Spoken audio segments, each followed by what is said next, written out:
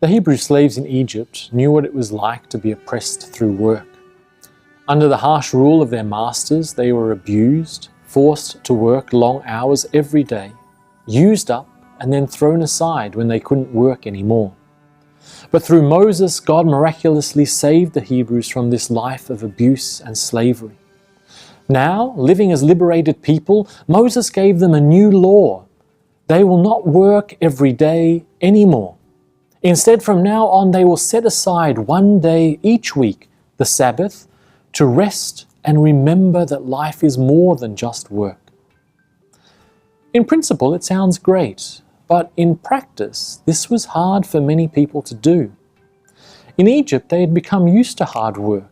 They had become used to a life of constant work, stress, and fear. So even though God had now set them free and even demanded that they rest, many still couldn't do it.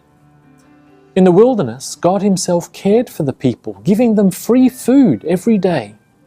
The only condition was that they shouldn't go collect that food on the Sabbath. Instead, they should remember to use the Sabbath to rest. But still, many couldn't do this. They couldn't let go, they couldn't rest. It's not hard to understand why they did this.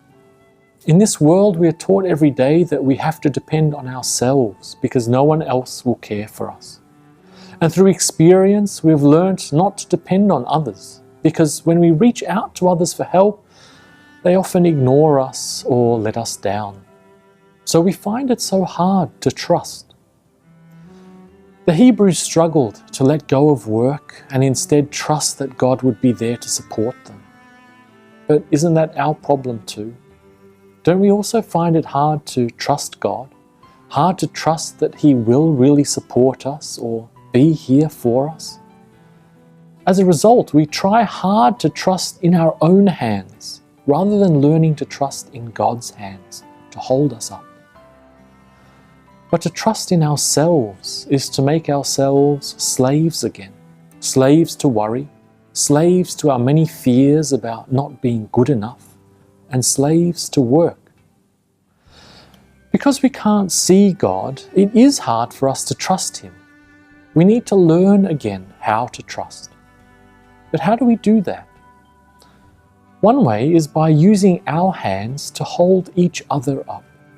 Because when we learn to trust those around us, when we can feel others caring for us and holding us up, it then becomes a little easier for us to take those first steps towards learning how to trust God again.